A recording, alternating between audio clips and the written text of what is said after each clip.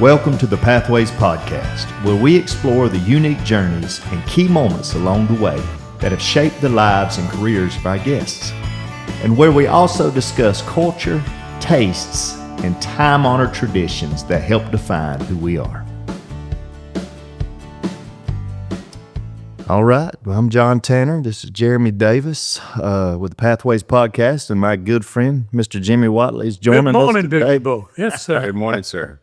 So we're excited. It's going to be a great time together, and several things I want to cover with you. And we usually start these off talking about business and where people are right now in their business career or whatever they're leading. But I want to talk turkey. Dog. Don't throw me in the briar patch, brother. So when I hear Jimmy Whatley, I think of a lot of things. But a lot of my friends, if I mention your name, the first thing they think of is turkey hunting. And I think you've got a nickname, Mr. Turkey. Or I don't know about that. I do love the turkey hunt. I really do. Well, let's start out kind of how that passion began. When I was 23 and at Auburn, we didn't have turkeys on our farm in Alabama, and a friend said, "Come on, go down to Monroeville with me and we'll turkey hunt." His dad was the procurement man for one of the big paper companies down there. So we got up that morning and we went out and they gobbled, and his dad was with me, and he called me up a turkey and I killed one. He said, "Now you sit right here, don't move." And my friend had gone off already and he went off. And when we left that morning, we all had a turkey. And I said, "Boy, this could be habit forming." And I was trying to get through college, and then I had to make a living and got married, and I said, "I can't start turkey hunting." And then about 20 years ago, a friend of mine, David Nick, moved to town, and he said, "Come on, Jimmy, let's go." I said, "Well, that's what, you know." But I went back and started, and then learned a little bit about turkey hunting and about turkeys, and then it's such a challenge. I mean, you're speaking with a wild bird, communicating and trying to fool him. And so it was a challenge. And I finally got to where I could halfway understand what they were saying. And then I could understand a little bit about what they wanted to do. And then I got to where I could kill some. And once I got to where I could kill something, that was just fascinating to me. And then I said, "Well, let me take somebody with me." And I'd carry folks, and they'd get to kill one, and that was more exciting to me than me killing one. And then The older I got, the more I realized that if we don't do something for this next generation, we got to bring kids along. So we started about 15 years ago with a Jake's program for youth here in Lowndes County. And so every year we have a program where we'll invite kids and their parents or grandparents to come together. We'll meet, and we'll teach them all we can about turkeys in a short period of time. And then we'll have safety lessons. We'll have the game warden there. We'll have biologists talking, and we'll feed them. They like Boston butt. We cook some good Boston butt for them. And then we'll have guides. And at night, we pair them up with the guides. And the next morning, which is the opening of youth turkey season, which I helped get started in the state. And lo and behold, the kids get to go turkey hunting for the first time in their life. And when they get to hear that old bird gobble, their just heart goes to beating. And then about a third of them will actually get a shot and kill a turkey that morning, which is a very high percentage, because some of the people that come and volunteer to take as a guide, they'll take them to their land, let them shoot birds that they could kill, and they're paying into the future. And so I really enjoy that. The passion is, and then after I got started turkey hunting and got with the kids and got them, I got to talking to prisoners about turkey hunting. And that's one of the most funny things that you do. I'm active in the Kairos prison ministry. And we'll go out there, and I used to cook Boston butt every Friday night for them and smoke it for 15, 16 hours. And then we feed them Boston butt on Friday night, and it's called butt night. And they'll eat, you wouldn't believe how much Boston butt them boys can eat. They ain't had nothing but pressed meat for 10 years maybe. And you figure half a pound of green meat per man, but they clean that up so quick. I have to cook 2 pounds of green meat per man, so they'll have something to eat, and they'll eat it and maybe have a little bit left. Then I give a talk. I call it a turkey talk.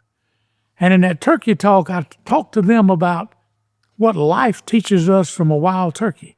Because believe it or not, a wild turkey, in order to kill him, you got to treat him a whole lot like the devil treats us. Jeremy, the devil comes in to do 3 things: kill, steal, and destroy. That's right. And lo and behold, they understand that. You ask them, and that's the answer, just like that. They know that. And what I do is come to do the same thing for that old gobbler. But the way you kill him is the same way the devil comes against us.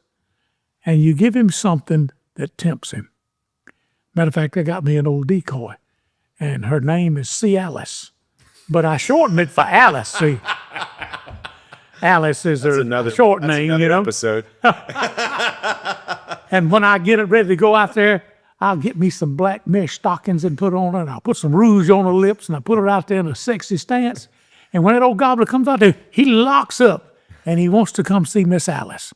And that's when he messes up. And what happens to us? Yeah. The devil does the same thing. Right. We go to thinking with things. He'll tempt us with something we ought not to do, and we'd lose all perspective about what God wants us to do. And that's the way the devil works. He does. And you can attract the old gobbler the same way the devil gets into our life. When I get through talking to them, I interact with them a good bit, and you'd be surprised how they can relate to that as an analogy. And we outside the prison works the same way, Jeremy. You know that. Oh, yeah. John, you know that. We all grown men, you know. And it's more than just the sexual attraction. It has to do with power. It has to do with greed. It has to do with all kinds of things. And one thing that's just really been evident is I talk to them about vengeance, because a lot of the folks in prison, I'm going to go back and get that man. He did me wrong. Mm-hmm. But God says, vengeance is mine, saith the Lord. And I tell the stories about turkeys, and a lot of times they come out in pairs, and I shoot the big one, I get the kid too. And when that happens, a lot of times that other bird sees him flopping and hurt, he'll jump on him, and he'll want to hurt him because that boy's been whooping his behind. And vengeance, they try to get vengeance. They go to peck in his head. Matter of fact, I had a turkey that pecked on one for 45 minutes. Got it on video. Golly. He wouldn't leave, and we had to bark like a dog to make him leave. He was that stuck on it. I actually had one that I got up and walked to him. I had a net over me, and I walked to within 10 steps of him before he got away from pecking the other bird. So many things in life tie into turkeys. Now, you ask a simple question, and I done give a lecture, so I'm going to shut up. No, man. And I'm going to quit talking right now. That's what we're here for.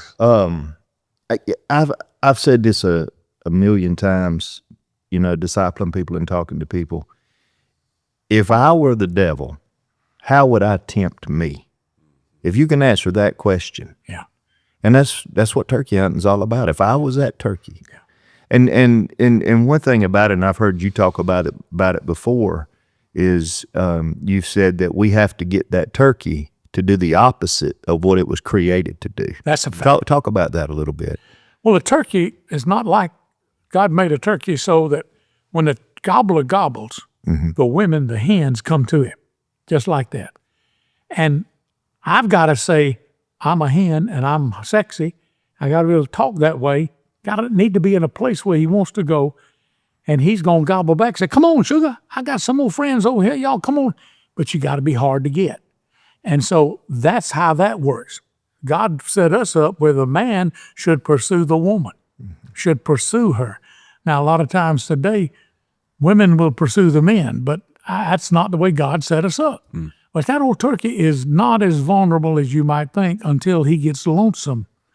You can look at the time of year, and during that season, early season, he's got a lot of hens around him. Then about the 15th of April, the hens start going to lay eggs, and he gets a little lonesome. So you go to call him, he'll answer, and more than likely he'll come. And late in the season, they're all on the nest, they're hatching, and they come a lot easier. Matter of fact, the big turkeys get more lonesome, and you kill the old big boys first day of the season and toward the last 2 weeks. And that's when those of us that think, well, I'm invincible, I'm good, I got this going.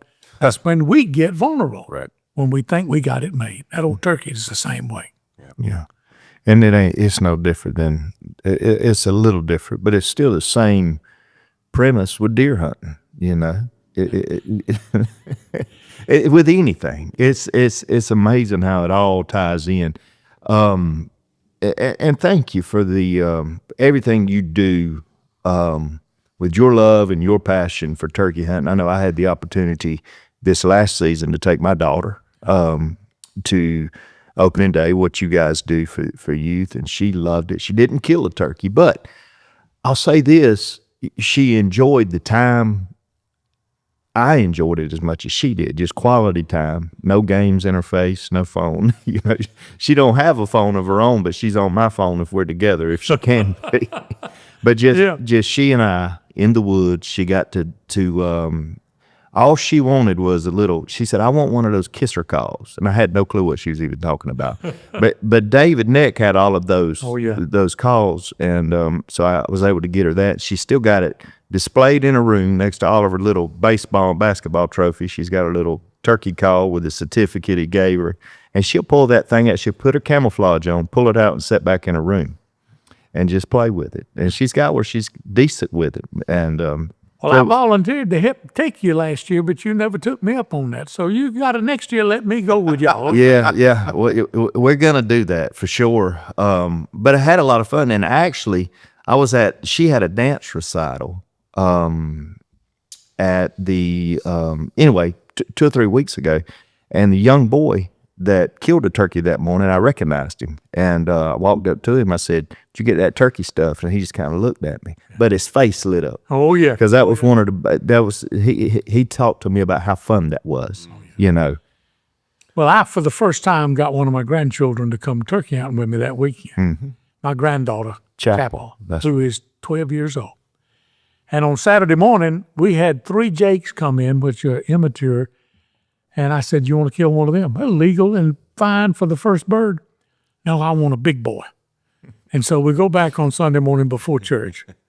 And David didn't have anybody to care, so he ran the camera. And we were there, and a big boy came in. And she killed a big boy. And she was so excited. Matter of fact, I got the tail, got it fixed up, and I carried it to her.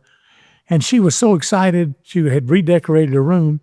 She put that thing in the premier spot, up on with the spurs and the beard and its fan. She was so excited about it, and she wants to go again next year, which suits me fine. I love that. That's great. Yeah. We got to take our kids in the woods, or we're gonna lose the next generation for the outdoors. Absolutely. You mentioned something during that turkey story there about giving the turkey talk at Kairos. Yeah. I'm sure a lot of people heard that and like, what's Kairos? Kairos. I'd like you to expand not only about what it is, but how did you get involved? Kairos is, the name of it is God's special time. That's the meaning of it. And it started, and you go into the prison on Thursday evening, and then you go back Friday morning, till about 8 o'clock. Saturday morning, same thing. Sunday morning, 3/4 of the day. And I got started because Curtis Jenkins twisted my arm so bad, I had to go. He said, you got to go with me in there. And I said, I don't want to go into prison. I don't feel like God called me into prison. No. But he forced me to go. And the weekend we went in Waycross before we started here in Valdosta. And folks in the van, in the Suburban with me said, Jimmy, why are you going over there this weekend? And I said, well, of the top 100 things I could do this weekend, this ain't even on the list. I don't want to go. Yeah. They said, well, why? Why are you going? I said, because God's word says, visit those folks what's in prison. And I said, I'm going out of obedience. I'm going out of obedience, and God will show me. And then that Sunday afternoon, I had fought it. The food was bad. They wouldn't let us bring food in over in Waycross. But Sunday afternoon, we were singing. And we got in a big old circle. I had an inmate under each arm, and we were singing Holy Ground. And God broke me. He said, Jimmy, this is holy ground because I'm here. And I started leaking like a sieve. And I said, okay, Lord, I hear you. And to go in and tell somebody, sometimes for the first time, you're loved. You're really loved. On Saturday afternoon in the fall, when we go out to the big house, and it's Georgia's playing or Auburn's playing, and they know we're football enthusiasts. Sometimes for the first time, they say, why aren't you watching the football game? Says, God loves you and so do I. So it's a ministry that goes into the prison, and you get a chance to give talks and you get a chance to interact. And then we go back once a week at night for about an hour and a half to keep that fresh and help them build their own circle of friends and accountability groups in there. It's really one of the most powerful ministries I've seen. Really is. So, and you, for those who don't know, there's a community of these types of weekends: the Kairos, Emmaus, the Chrysalis, and I think you started Emmaus, correct? Started there, sure did. Yeah. I was on number 5. Yeah. Some folks that are listening know how it's up in the 70s or something now. I don't know. My grandparents were number 1 and parents number 2, and you 5. I think I was 117 or something like. I'm a slow learner. But one of the things that when I've talked to other people who have worked that Kairos ministry, and you were talking about those lessons that you learned from watching that turkey. What's the difference in ministering to a man in prison versus ministering to a man who's not? Believe it or not, a man in prison knows that they're sinners. When somebody comes on a walk to Emmaus, why do I need to go? I'm okay. I'm just telling it like it is. You ask, and I'm telling you. That's that's the way it works. Right. That's the way it works. Not all prisons have 4 walls. No, that's right. That's exactly right. Exactly right. But both of them have a ministry focus on Christ and are powerful, life-changing, both of them. Most powerful weekend in the prison was when the leader of the Crips and the Bloods was on the weekend with us. I thought the leadership out there was trying to kill us. But on Sunday afternoon, they got on the podium in front of us, and they brought in the community to watch too from out there. And they embraced. Wow. The most tragic thing that happened out there was I had spent Friday with a member of one of the radical Islamic groups. And he said, Jimmy, I can't come back tomorrow. After we went, I said, why is that? He said, if I do, they'll kill me. And he didn't come back. So that's a dark place, but you got to put light where it's dark. I mean, that's just what it is. That's right.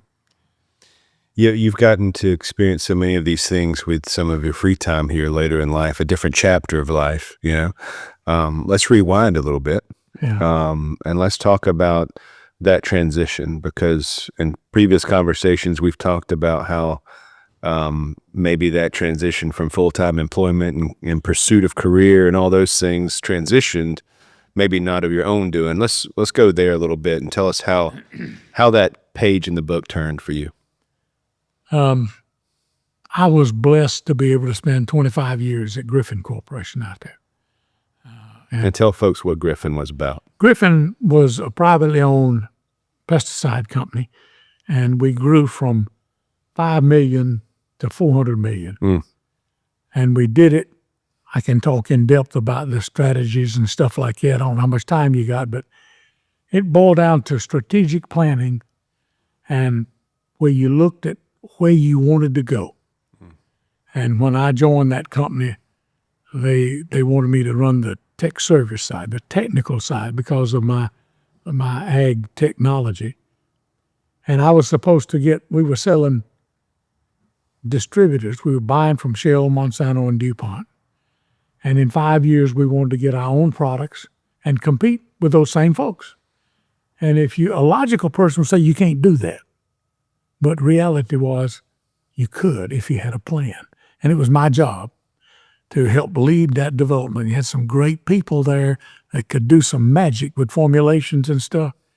And so 1 year early, we got rid of 90% of our customers.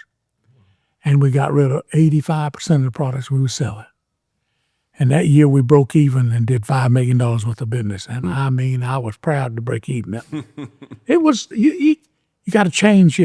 We lost 3/4 of our sales force because they were then having to sell folks they were selling against. Right. Started to sell distributors rather than being a distributor. And then we had strategic plans, and we grew to about 400 million, went 80 countries around the world. It was a great chance for me to grow as a human being, to grow as a businessman, and to grow in learning about people, you know. So if I had to symphonize, just put in one pile, the most important thing I learned through that process is what general management is. General management is not a natural thing. Leadership comes naturally. You can work on it, but general management, you got to work at. And it means that you must plan, organize, and control. You must create a plan of where you want to go. Organize, put the resources, and that's ain't but two. One of them's people, and one of them's money, and of those, people are the most important. And then 3, control. That means you say, next month I'm going to sell this much. Next month when you get there, you need to check on that. What did you do? Why did you do that? And there's some very complicated ways to do it and some simple ways to do it, but you got to control. You got to look at where we are, where we want to go, and you don't change your plan, but sometimes you change your actions on a 30-day window. You got to have serious plans in place. You got to follow them up. And then I answered more questions than you asked, but No, it's perfect. when I got to the point where in 2004, I developed heart disease. I had it earlier, I'm sure, but they said, Jimmy, we're gonna do an open heart surgery on you. And so I had a great time with my family, and son came in, and on Sunday night, we had a great time. I had a peace about open heart surgery, wouldn't believe it. But on Monday morning, they went in there and cut me with a chainsaw. Yeah. And then they sewed me back up with barbed wire. And if I coughed, it like somebody's cutting my throat. I mean, it was some kind of painful. But I got out through that, and I had some complications, of course. But then after that, I retired going to any office on a regular basis. Right. So I transitioned and then got involved in real estate, got involved in car business, got involved in a number of things. And I always enjoy helping young men, especially, because they'll come to me, what do you think? Before we met this morning, I had a meeting at 6:15, somebody wanted some advice. So I was able to share with them what I've learned, and I tell them everything. I've made a lot of mistakes, especially those that cost me money. I remember them. Oh, yeah. So I'll try to keep you out of that ditch. I really will. And that's part of the transition that I've done. And I find something to do every day. And I normally, Ann will have a list for me to do. And some of the things I try to avoid, because what I've learned is that my wife, if you take something off a list, she'll add 2 to it. You got to be careful. You got to be careful. You can't. Don't be too quick. Don't be too quick. Yeah, that's for sure. It sounds like, Jimmy, just listening to you talk, the same thing you've done with turkey hunting, same thing you did in business. You've been very good at figuring out how things operate and how things work. You said something, I think you said something, correct me if I'm wrong, but you kind of distinguished the difference that there's a difference between leadership and management. No doubt about it. Speaking of that, we have a lot of people that listen to this podcast that are trying to run their own companies, entrepreneurs.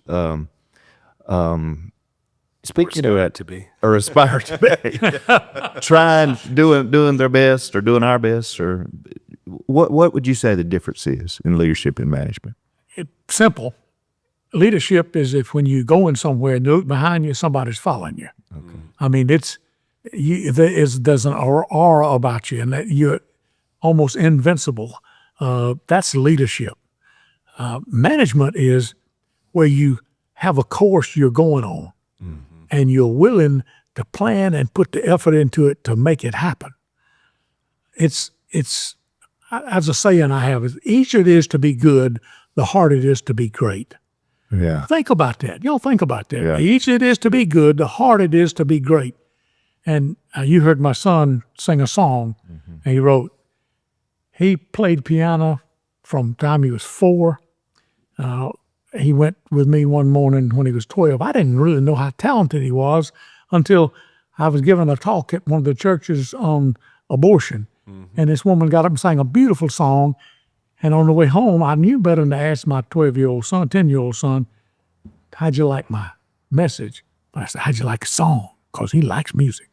Oh, Dad, that was a pretty song. I said, well, if I get the music for you, will you learn to play and sing it next time I speak? He said, well, Dad, just get me the words. I said, what do you mean? He said, well, I heard the song. That's gifted. Right. That's gifting. Yeah. And he came home and played the song on the piano. But that's the kind of thing that if you're really gifted, people will follow that gifting. But he had the ability to go on and develop that. He went to college, got a degree in music and business, and he has developed that. Matter of fact, he's been nominated for 7 Emmys and won one for songwriting. Wow. So if you're good, you got to work at it to be great. But if it comes easy, you don't tend to work at it. You got to love it. So I was having lunch with someone yesterday that I've kind of followed through their career, and he's had growth every year, and we were talking. He said, I'm doing good, but the growth don't seem like it's really happening for me anymore. I've gotten here. I'm good at what I do. We're comfortable. We're making money. We're doing all these things. And what I told him is, what got you where you are will keep you where you are. Yeah, you're right. And I think that's what you're saying. Yeah. A lot of that. It sounds like it's what you guys did at Griffin.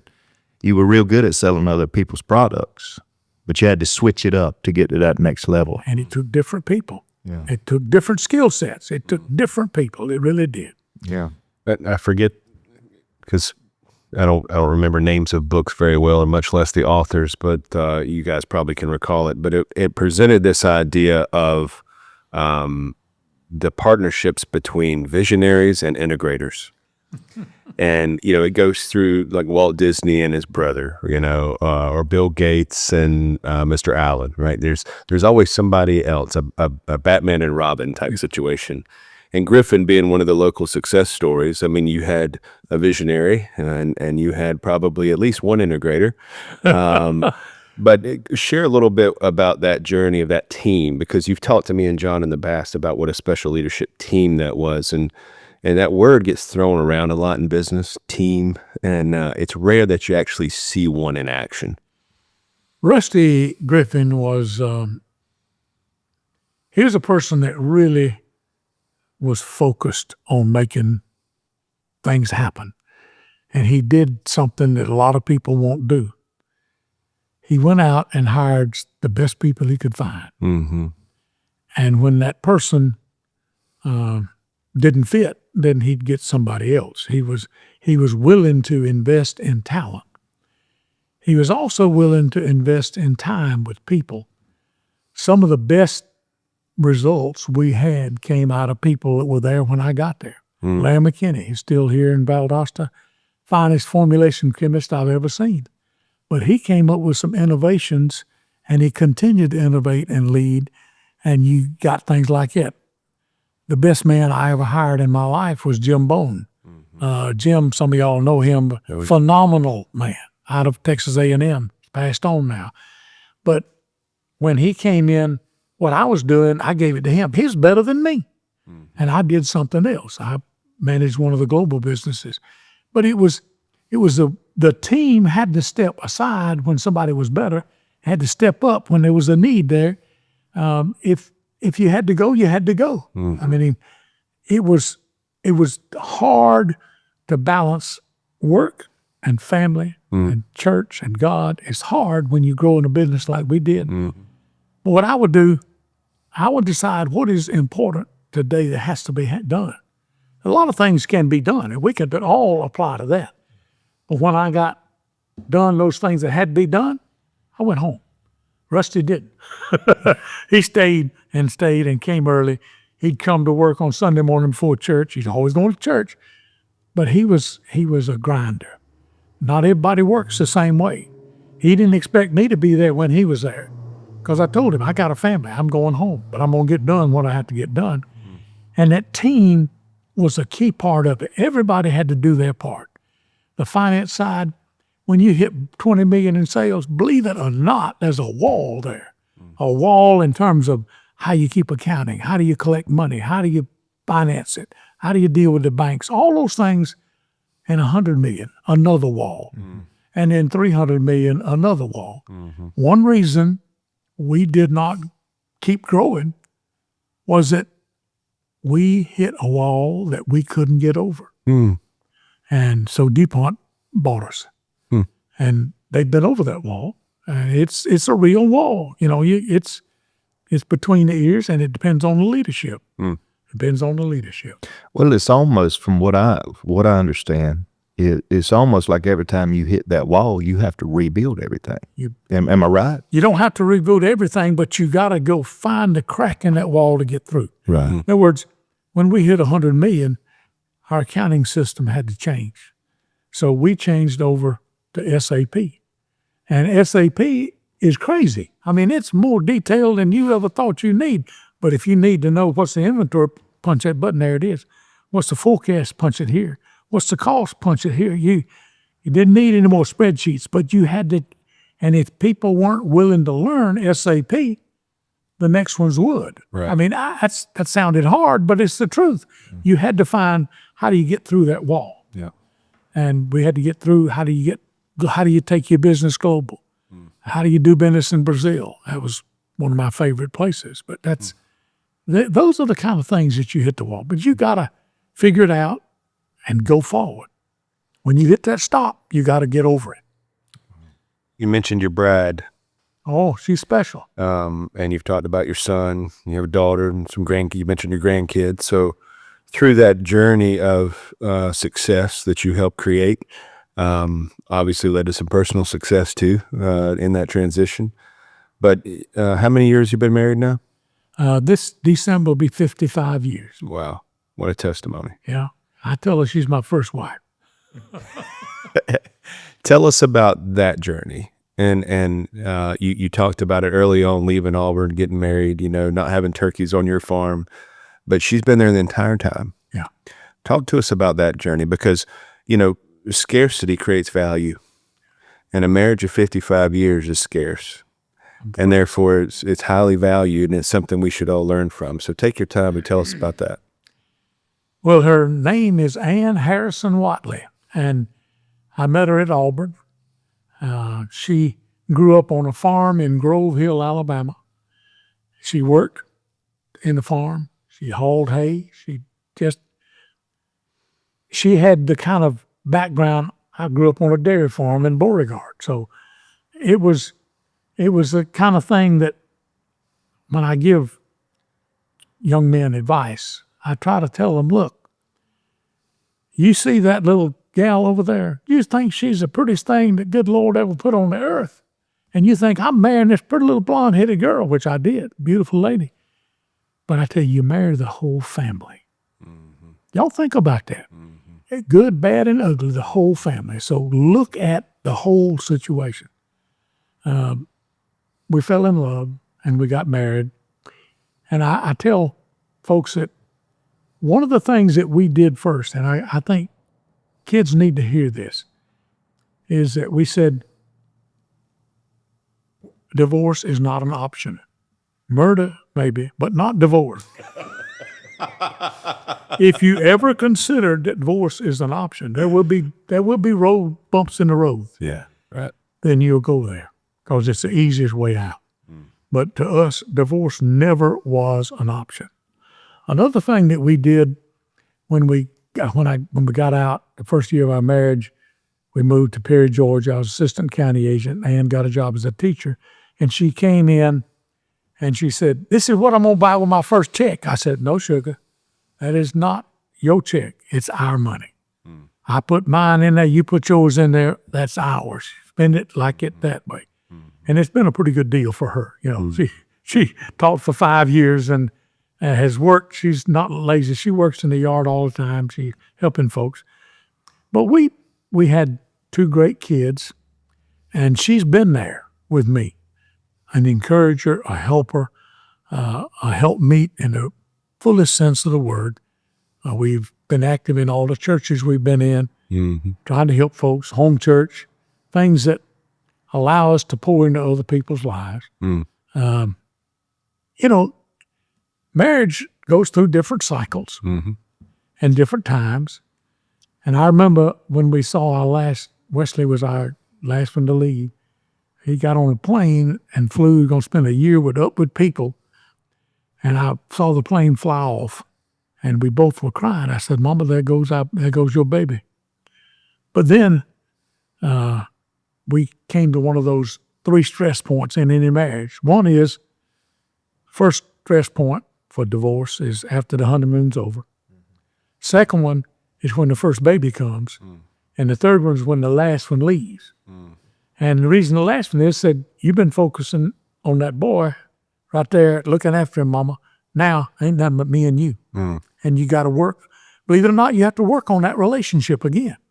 So I tell folks, young folks getting married, recognize the stress that comes with those 3 spots and work on avoiding getting crossways with your spouse. Find areas where you can agree. As believers, we know marriage is a covenant, right? And you just talked about that it's, you don't look for the exit ramp in a covenant, right? You're committed. And it's created to be a reflection of Christ's relationship with the church. Being a believer yourself, and you've given testimony of all the ways God's used you to influence other people's lives. What has your marriage of 55 years taught you about your relationship with Christ? It taught me that we're not always as close to each other as we thought we would be. There's like this. And I'd have to say that the relationship with Christ is real, but it's a journey. Yes. It's a journey. Right. And the scripture talks about perfect, but really what it talks about is that word means maturity. You're maturing. And as I mature as a husband for Ann, I'm better able to lead her and encourage her. And just to give you an example, last week we had a 92-year-old man in our church pass away. And I encouraged the pastor to let Ann speak about him. She don't like to speak. She's really good, but she doesn't like to do that. But I encouraged her to get up and have one of the eulogies for him. She did a fantastic job. And when we got to the church, the pianist wasn't there. And so they said, "Ann, won't you go?" And she didn't know what they were going to do, but she's a gifted pianist and just sat down and she doesn't like to get in front, but she's really gifted. And what I'm trying to do is get her to use some of those gifts more still. Always encouraged her, but that's part of where marriage is a partnership. It's not a dictatorship. If you're going to be submissive to somebody, and that means as Christ loved the church, I got to be willing to lay my life down for Ann. Right. And it's hard for you not to be able to work together if you as a husband are willing to do that. Yep. So many people don't want to do that. They say, "Okay, what can I get from her? What can you give me?" Rather than what can I do to help you, sugar? So that's Ann. Great answers, and a lot of wisdom there. When you reflect back, and John, I feel like I'm asking a lot of questions here, so chime in whenever you want to, but you got me engaged here, Mr. Whatley. When you look back on your career, whether that's personally and professionally, what would you change? If you could go back and do one thing different, what would it be?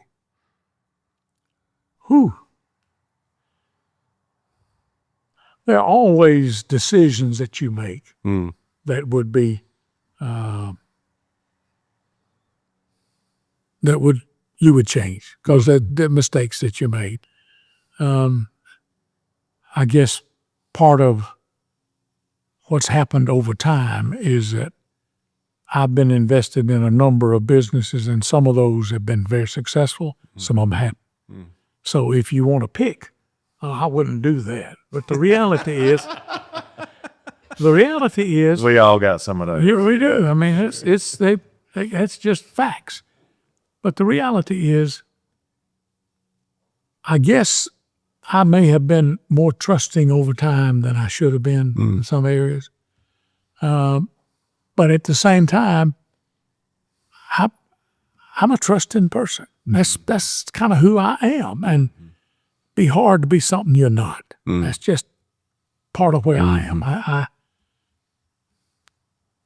I'd still buy a Dodge truck, and I'd still buy land and sell land. Yeah. I'd still give to people more than they give to me. I'd still try to be known as someone that cared for folks. I'd still probably, when somebody takes advantage of me, just walk away and just don't go there again. Just don't go there. Stay away. I'd still forgive. I can't think of anything that I hadn't forgiven. And that makes me a whole lot, I feel a whole lot better. Right. I don't carry any of that vengeance with me at all. That's good. Unforgiveness will hurt you, not the other person. Yeah. Well, I think the analogy you used about the turkeys is the best one I've ever heard. I'm still thinking about that.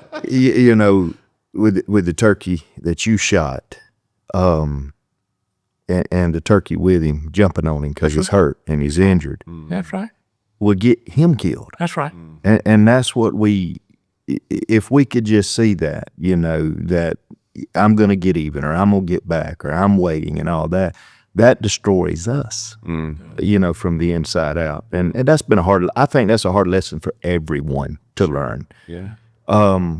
But investments for you, because I know people whose lives you have touched. The best investments you've made are in people. That's the time you've spent with me having lunch and talking turkey and talking life and talking family. I hope you know what an investment that is, especially in I guess I'm middle-aged now. But for younger and middle-aged people, we need that. Not just carrying that legacy on to teach kids how to turkey hunt, but teach us how to run businesses, teach us how to, you and I next time we have lunch, we're going to talk marketing, because that's something we hadn't talked, a lot of things that you've just been there and and you figured out. So thank you for those investments. Hey.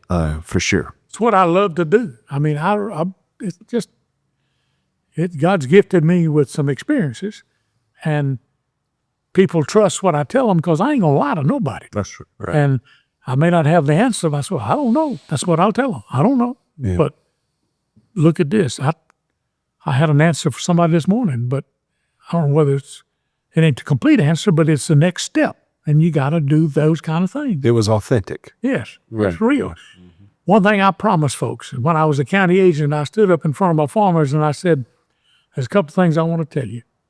One of them is that if I tell you that, it's what I honestly believe to be true. I ain't trying to sell any particular product or any particular thing. And the other thing is, I want you to know that don't ever say that you called and I didn't come to help you. That's the best way to, if you call, I'm coming, if at all possible. And you got to be available to people. They got to know they can trust you. And you give them the best that you have, that's all you can do. They can't expect perfection. Christ was the only one that was perfect. But you can give them your honest opinion and honest insight based on your judgment and your insight. Yeah, and you proved that even this morning doing this podcast. You delayed your trip to go out of town to make time to do this. So we appreciate that. Absolutely. And I know for people like me, we can read books, and I've read so many books on business and motivation and all those books. But I'm looking for somebody that speaks my language. Right. And that's you, and there's others like you, but not just speaks my language, but has that draw with it. So appreciate you and your accessibility, your vulnerability, Hey. and I'm excited to see what God continues to do with the rest of your book of life that He's writing, right? Because there's so much that I think a man men in particular, we tend to not want to share anything but the successes, right? We don't like being vulnerable, but there's power when men come together and let pride stay at the door and just be real with each other. And not just in our professional lives, but in our personal walks. We become better men, better fathers, better husbands, and we have a greater impact on our community. And that leadership that you described so well earlier, it starts to mature as well. Yeah. So thank you for what you're doing. On that point, if you speak truth to each other, it's on the back of my business card, it says, as iron sharpens iron, one man sharpens another. Mm-hmm. And when you don't speak truth, you can't sharpen. Right. And you can't get sharpened either unless you speak truth. Yeah. So that's the principle that I would encourage folks to look at. There's got to be truth in order for you to sharpen somebody or get sharpened. Well, I think we're all leaving a little sharper this morning. Let me ask you one more before we close it down, just to piggyback off of iron sharpens iron. What would you say to the person listening that's trying to do it on their own, by themselves, without seeking the advice? I'd say that if you think that you can afford to make all the mistakes everybody else has made already and survive and grow, then go to it, because you're headed down a ditch. Mm-hmm. If you won't take the advice of folks that have made mistakes and learn from them, you're crazy. I would use the word fool, but I'm not going to say that, but it's crazy. You got to let other folks speak into your life. And you may not do what somebody says, but at least you take that into your judgment cycle. Because somebody comes to me and talks about, I want to go into this business. I ask them just a few questions, Have you ever done it before? How you know it's going to make money? What's the investment? Where can you point to that being successful? And so many of them said, but you don't understand. I said, you're right, I don't. But let me tell you something I do know. If you run out of cash, you're broke. That's right. I don't care what the P&L says. If you run out of cash, you broke. You better learn to manage cash. If you don't do that, you're dead in the water. Yeah. Cash is king. 100%. Running a business. How big, and I don't mean to go back, but we'll be here all day if you don't cut me off. But the Bible says there's wisdom in a multitude of counselors. That's right. To seek them. And like you said, it's great how you said it. You don't have to do everything you're told, but take the advice. Yes. At least get the advice. Consider it, yes. Consider it. How big was teamwork for you guys at Griffin? Well, what we had is an operating committee, and the senior folks would sit on that. And finance would be there, R&D would be there, marketing, sales, production, all of them are there. And you get a chance to see the impact a decision made. I'll give you an example. The salesman says, we're going to sell $10 million worth of stuff next month. Production says, I'll have it ready for you. Accounting says, we got the money to pay for it. We'll collect. And they sell $10 million. You say, oh, that's great. Well, let me tell you something. If they sell $10 million of something that wasn't planned, it messes production up. It messes inventory up. It messes cash flow.